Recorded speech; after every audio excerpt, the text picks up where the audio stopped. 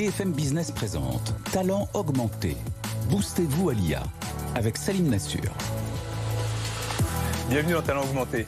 Alors aujourd'hui, je vais vous faire un cadeau, un énorme cadeau même. Comme on dit aux US, feedback is a gift. Donc j'ai un cadeau pour vous. Aujourd'hui, on va traiter comment finalement donner du feedback sans faux pas et avec l'IA. Comment on va pouvoir non seulement utiliser ses compétences humaines, mais aussi se servir de l'IA pour pouvoir donner du feedback à ses collaborateurs, donner du feedback à son manager ou prendre soi-même aussi ce feedback. Parce que souvent, on se rend compte que on n'a pas été entraîné et l'IA peut nous aider pour ça. Bienvenue dans Talent augmenté.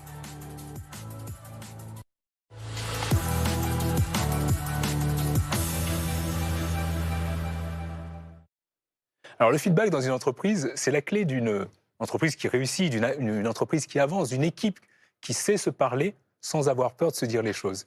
Et la bonne nouvelle, quand on regarde les études, c'est que la plupart des employés veulent avoir ce feedback. 65% se disent « je veux avoir du feedback, non pas juste de mon manager, mais aussi de mes collègues, pour pouvoir justement m'améliorer ».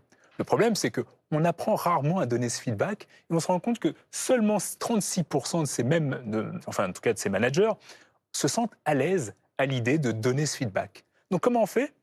Bien sûr, il faut développer ses compétences humaines et on va le voir, mais on peut aussi s'aider de l'IA pour le faire.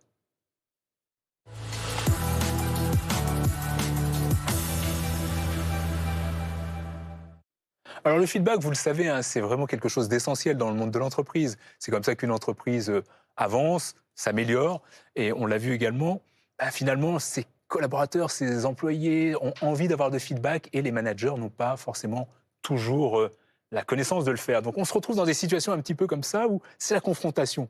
Alors que la bonne nouvelle, c'est que si on apprenait à mieux donner du feedback, au lieu d'être dans cette confrontation permanente, on serait plutôt dans une relation de progression. Et pour ça, il y a un modèle que je vous conseille qui s'appelle le modèle SBI. Pourquoi SBI ? Tout simplement, S pour situation. On décrit la situation dans laquelle on se retrouve. Typiquement, je constate que ça ne fonctionne pas. Donc on explique pourquoi ça ne fonctionne pas au travers d'un comportement. Donc il faut décrire le comportement qui nous a amené dans cette situation. Et enfin et surtout, on voit l'impact que ça a sur l'équipe, l'impact que ça a sur les résultats qu'on peut avoir. Et quand on décline ce modèle, ça nous permet de sortir de façon, non émotionnelle de ce conflit. Après, il faut voir que le feedback, au travers des années, a évolué. Je ne sais pas, pour les plus anciens, vous vous souvenez des années 80, où le feedback, c'était un peu ce qu'on appelait le feedback sandwich. Vous savez, vous mettez un compliment, une critique, un compliment, une critique, et je t'en remets une couche. Donc ça, c'était la façon dont on faisait du feedback avant. Et puis finalement, dans les années 2000, on a inventé le feedback 360. Vous savez, ce fameux feedback où vous allez avoir le feedback de votre manager, le feedback de vos pairs, tout un tas de feedback qui va vous donner un certain nombre de choses sur la façon dont vous réagissez, la façon dont vous avez un impact dans l'entreprise. Et aujourd'hui, on est rentré à l'ère de l'IA et vous avez ce feedback assisté par l'IA. Non seulement vous pouvez vous recevoir du feedback de l'IA, mais vous pouvez aller consulter l'IA pour pouvoir vous améliorer, comme si vous aviez un coach personnel finalement.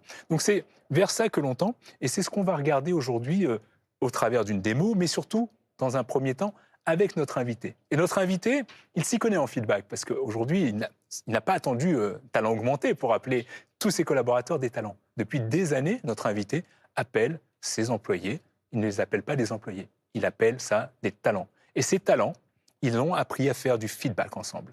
Donc, sans plus attendre, je vais vous inviter à découvrir notre invité du jour. À tout de suite.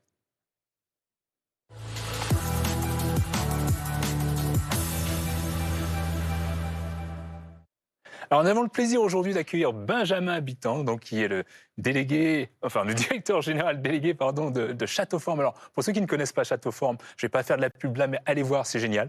Voilà, c'est tout ce que je peux dire. Et parlant de génial, on a ici un patron génial, parce que c'est un patron qui aime, non pas ses employés, comme je disais, mais qui aime ses talents.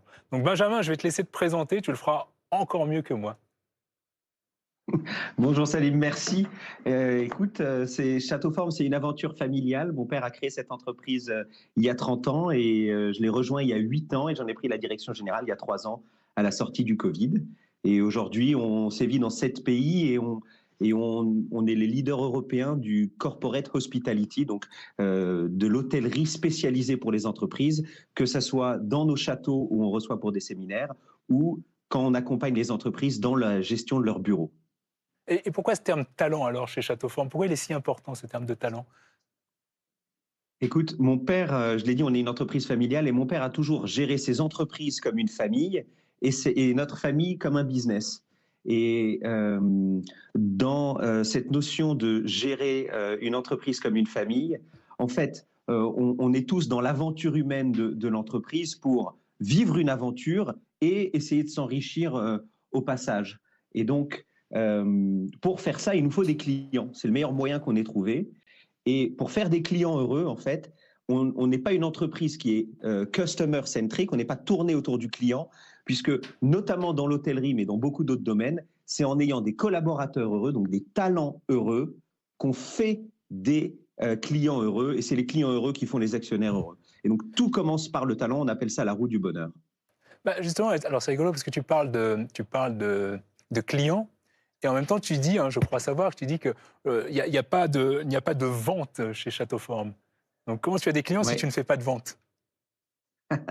En fait, contrairement à l'hôtellerie traditionnelle, on est 2500 personnes dans le groupe et les personnes qui font de la vente, c'est à peu près 300 personnes qui font de la relation avec les clients, si tu veux.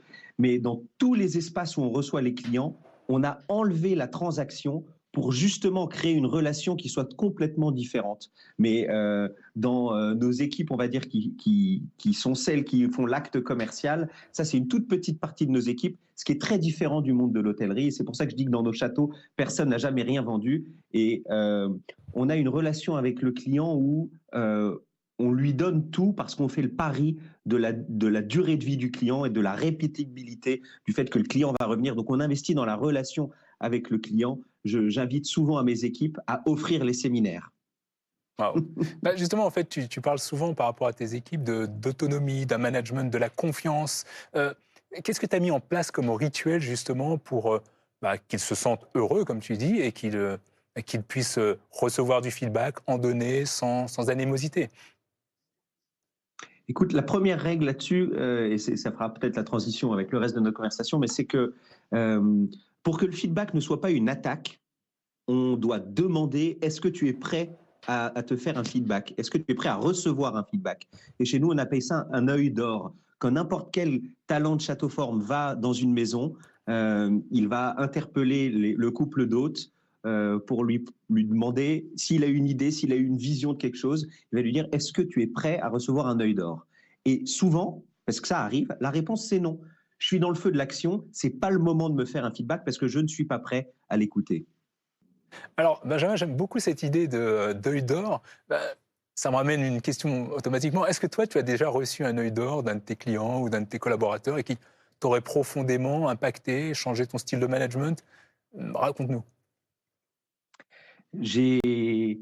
Plus jeune, j'ai ouvert un restaurant et on a eu des déboires économiques. L'aventure a été écourtée et le feedback fort qu'on m'a fait à la fin de cette aventure, c'est que je les avais trahis parce que j'avais pas moi tenu le cap et délivré sur ma promesse de faire perdurer l'aventure. Et donc les gens qui avaient rejoint ce restaurant se sont sentis trahis. Et ça m'a profondément marqué sur le besoin de maintenir un équilibre économique fort dans une aventure entrepreneuriale pour garantir aux gens qui te rejoignent la pérennité de l'emploi. Et ça a été une prise de conscience forte. Je n'avais pas autant idée que ça, qu'il fallait que ta première responsabilité en tant qu'employeur, c'est de maintenir la sécurité de l'emploi. Bah, en fait, c'est une très bonne transition parce qu'on allait évidemment, tu sais qu'on est dans le talent augmenté, donc il y a la partie talent et il y a la partie augmentée par l'IA. C'est un peu le but de cette émission, c'est de faire prendre conscience à un grand nombre d'entreprises, de dirigeants, de collaborateurs, qu'il faut s'augmenter avec l'IA justement pour garder cette pérennité de l'entreprise. Comment ça se passe chez Château Forme? Comment tu augmentes tes talents grâce à l'IA? Écoute, déjà en les sensibilisant et on a fait beaucoup d'ateliers et de formations sur le fait que les innovations de l'IA, elles doivent venir de deux centres. Il y a le centre qui doit imaginer des usages, mais surtout chacun au quotidien dans son métier doit s'augmenter, doit pratiquer les outils, que ce soit Copilot, ChatGPT, sur tout un tas de choses parce que tous les métiers sont en révolution et que s'ils ne le font pas, c'est comme ça qu'ils seront dépassés et qu'on aura des difficultés. Et donc, c'est à chacun de se remettre en question grâce à l'IA. Et justement, par rapport à ça, toi qui es dans une entreprise très humaniste, est-ce que tu arrives à bien marier ce côté très technologique finalement dans une industrie qui l'est peut-être un peu moins? Écoute, le côté humaniste, on a un management j'ai pas de meilleur mot que un anglicisme, mais qui donne beaucoup d'empowerment. Et donc chacun est actif et responsable de son rôle.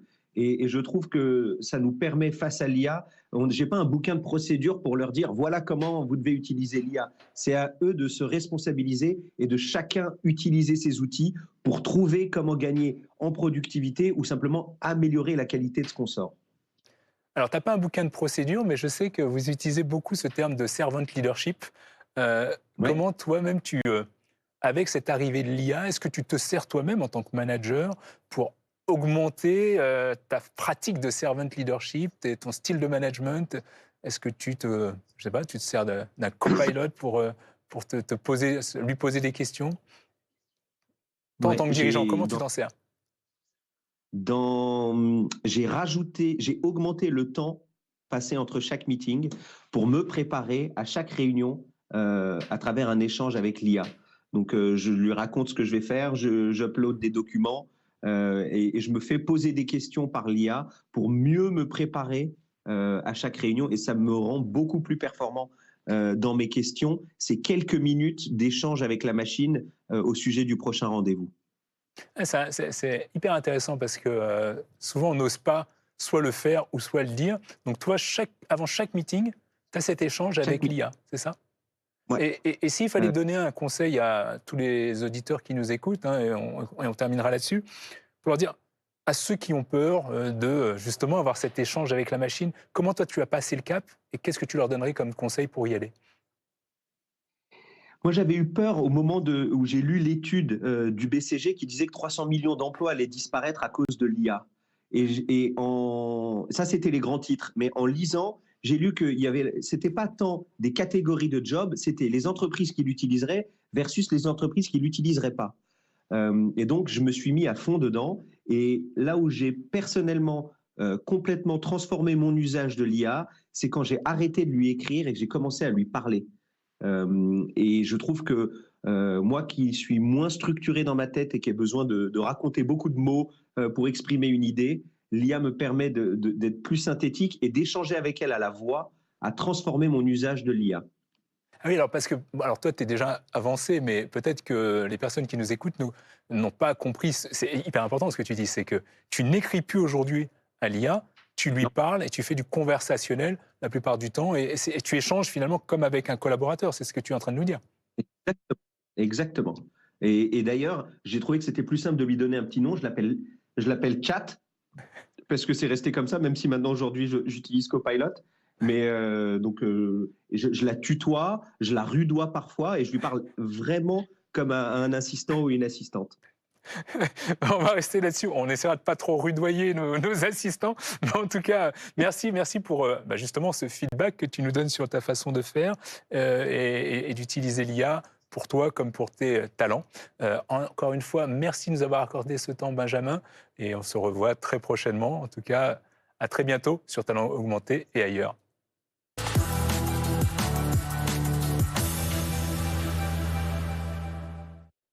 Donc j'aime beaucoup poser des questions, vous l'avez vu à Benjamin, et comme chaque semaine, j'ai une question pour vous. La question est assez simple, hein. Encore une fois, vous allez aller sur LinkedIn et vous allez répondre à cette question. Est-ce que, si vous donnez un feedback difficile, comme Benjamin, vous utiliseriez l'IA pour vous aider, hein? Est-ce que vous vous dites, oui, allez, je pose ma question, j'ai mon téléphone, je parle avec, et puis elle me donne une réponse, je l'envoie directement, ou plutôt, je la corrige, je la rudoie peut-être, en tout cas, ou juste je m'entraîne, mais en tout cas, je ne vais pas envoyer directement le feedback, ou pour vous, le feedback doit être 100% humain et pas d'IA dans tout ça. Donc vous nous donnez votre réponse, encore une fois sur LinkedIn. N'hésitez pas à laisser vos commentaires. Je sais que ça fait débat. Il y a des gens qui disent oui, il y a de l'anthropomorphisme, on ne devrait pas parler à son IA comme on parle à un humain. Il y en a d'autres qui disent je ne vois pas pourquoi.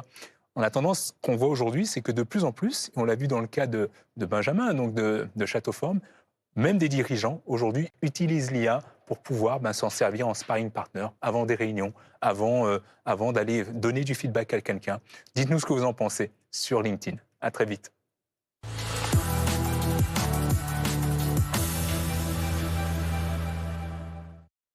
Donc pour donner un bon feedback, il faut connaître cette potion secrète du jour, cette compétence à développer. Et ce n'est autre que l'assertivité. Vous savez, quand vous arrivez vers quelqu'un, si vous lui montrez pas une certaine confiance dans la façon dont vous allez délivrer le message, votre feedback sera moins fort. Mais attention, l'assertivité, ça ne veut pas dire écraser l'autre. L'assertivité, ça veut dire de parler les choses concrètement, posément, avec un peu de recul. Et pour ça, il y a une méthode. On a vu tout à l'heure la méthode SBI, il y en a une autre qui s'appelle la méthode DESC. Alors la méthode DESC, qu'est-ce que c'est? Ça veut dire décrire. Décrire, si on prend un exemple, prenez quelqu'un dans votre équipe, par exemple, je constate que tu rends tes rapports tout le temps en retard par rapport au reste de l'équipe. Donc ça, vous décrivez les faits. Il n'y a pas de jugement, c'est juste un retard. Après, vous allez exprimer un ressenti. Pour le coup, comme tu l'aurais en retard, ça met les autres membres de l'équipe mal à l'aise parce que ça les met eux-mêmes en retard. Donc, quand vous avez exprimé ce ressenti, vous pouvez enfin passer à la solution.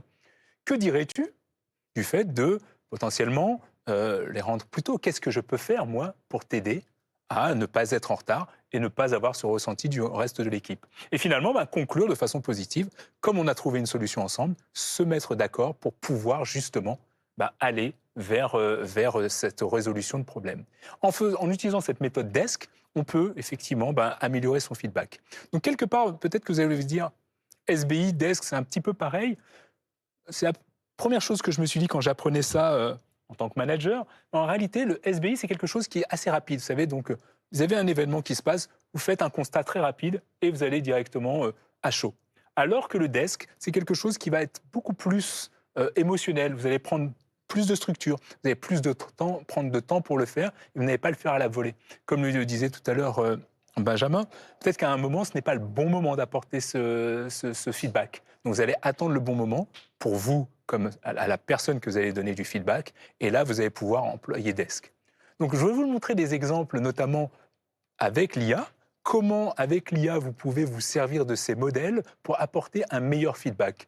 Et comme d'habitude, une démo s'impose pour que je puisse vous le montrer.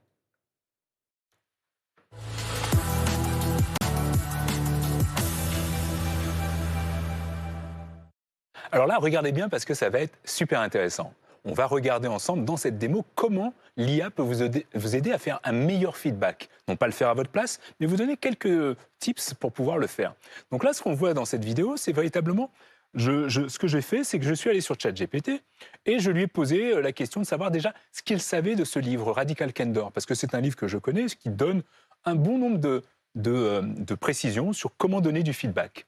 Donc on voit effectivement développer son empathie, ne pas être agressif. Et ça, encore une fois, c'est une vision qui va être américaine du feedback. Et comme moi, je suis français, j'aime bien avoir aussi le pendant. Et donc, je vais demander toujours à cette même IA de pouvoir analyser le livre de Stéphane Morio, Feedback, pour avoir cette balance et pour pouvoir comparer les deux et me donner plus d'éléments pour pouvoir, moi, bien faire mon feedback. Ça ne veut pas dire que je ne vais pas lire le livre, mais ça veut dire que je donne du contexte à mon IA.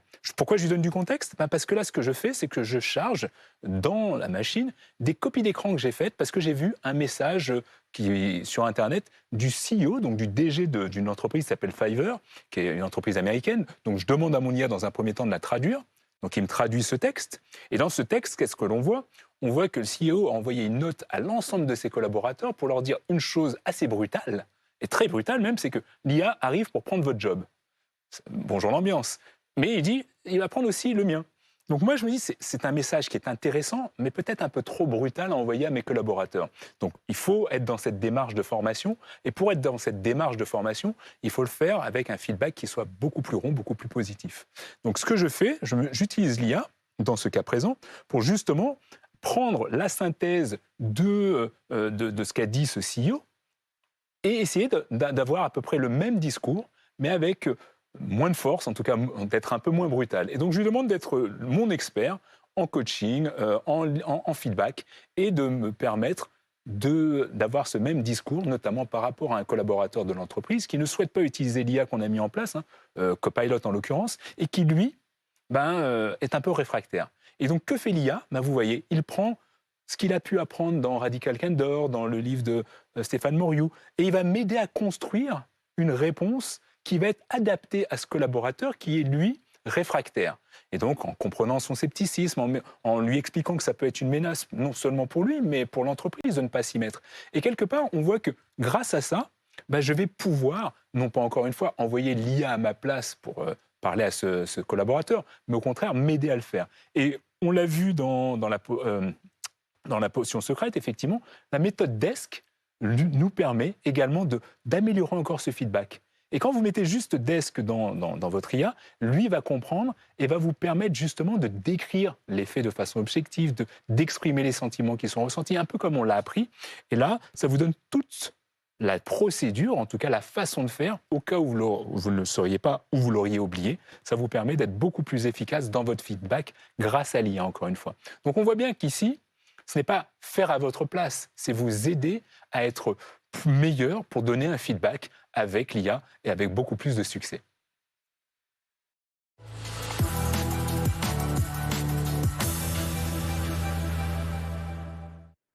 Donc cette semaine, pour aller plus loin, pour le coup, on va vraiment aller plus loin puisque vous avez vu pendant la démo, on a fait des résumés de livres. Alors pour ceux qui veulent aller plus loin et prendre le temps, on va prendre ces mêmes 2 livres, Radical Candor de Kim Scott et Feedback de Stéphane Moriou. Je vous invite vraiment à les lire parce que vous avez en plus 2 approches qui sont similaires mais un peu différentes, côté américain, côté français, mais surtout ils vont vous permettre d'avoir les vraies clés pour apprendre à donner du feedback, et un feedback qui soit effectif. Donc vraiment, prenez du temps, parce qu'on ne prend pas suffisamment de temps à apprendre à bien faire du feedback. Et bien faire du feedback, c'est avoir des équipes qui réussissent. Deuxième ressource, en tout cas troisième, puisque j'avais 2 livres, c'est un TEDx. Je sais que j'aime beaucoup les TEDx. Donc là, je vous invite vraiment à regarder celui-ci. C'est Lynn Reininger, j'ai toujours un peu de mal avec son nom, mais elle vous apprend de façon très courte et très efficace à donner un bon feedback. Un bon feedback qui puisse vraiment permettre à l'autre de l'accueillir comme un cadeau, comme je vous le disais au départ, mais surtout de changer son comportement pour arriver à une situation qui sera celle que vous attendrez. Et enfin, dernière ressource, c'est intéressant parce que très peu de gens la connaissent, ça s'appelle Grammarly. Alors Grammarly, certains l'utilisent pour changer votre orthographe ou justement travailler votre grammaire. Vous savez, ça va corriger votre grammaire. Et maintenant, avec l'IA, justement, ils ont ajouté un module qui vous permet non pas juste de changer votre grammaire, mais de changer votre style. Est-ce que là, ça va être bien perçu ? Est-ce que c'est pas un peu trop direct? Est-ce que c'est peut-être pas un peu trop mielleux? Donc là, l'IA va vous permettre d'avoir un feedback beaucoup plus ajusté, comme il ajusterait votre orthographe ou votre grammaire.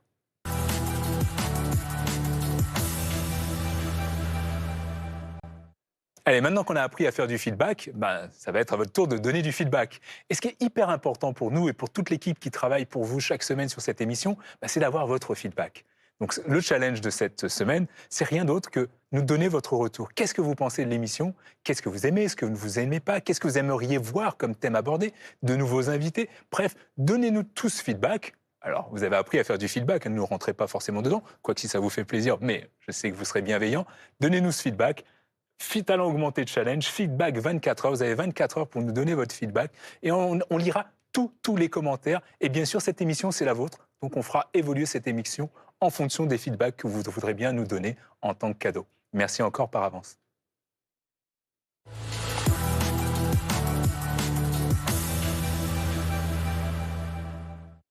Donc on a vu un bon feedback, c'est toujours mieux que pas de feedback, surtout que tout le monde a envie d'avoir un bon feedback.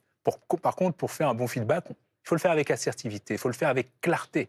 Ne pas déléguer, en tout cas le remettre à plus tard, mais surtout, il faut le faire avec bienveillance. Et quand on fait ça, on l'a vu avec Benjamin de Châteauforme, c'est finalement, l'IA peut vous aider, non pas à vous remplacer, mais à vous rendre meilleur, à vous entraîner avant d'aller se tester sur un humain. Donc, comme on le disait dès le départ de cette émission, le feedback, c'est un cadeau, et l'IA va vous permettre de mieux l'emballer. C'est ce qu'on va faire et c'est ce que j'espère que vous ferez aujourd'hui grâce à Talent Augmenté et grâce à ce que l'on a pu voir aujourd'hui. Et avant de vous quitter, je vais vous laisser avec une phrase de Stéphane Moriou, je vous ai dit qu'il nous a quitté cette année, qui a un super bouquin, un super conférencier que j'ai eu la chance de rencontrer à l'Association française des conférenciers professionnels et qui nous a laissé cette phrase magnifique: le meilleur ami du feedback, c'est la confiance et son pire ennemi, c'est l'ego. Donc n'ayez pas d'ego, prenez du feedback, apprenez à en donner. C'est comme ça qu'on avance, c'est comme ça qu'on apprend. Et notamment quand on parle d'intelligence artificielle, on est tous meilleur et moins bon qu'un autre, en se donnant du feedback. On va apprendre chaque jour, chaque semaine ensemble, et c'est ce qu'on vous propose de faire dans Talent Augmenté. Donc, je vous renvoie bien sûr sur nos réseaux, sur l'application, pour voir les anciens épisodes, et je vous donne rendez-vous à très bientôt pour voir les nouveaux épisodes et voir de nouvelles choses à découvrir ensemble. À très bientôt sur Talent Augmenté. Talent Augmenté, boostez-vous à l'IA sur BFM Business.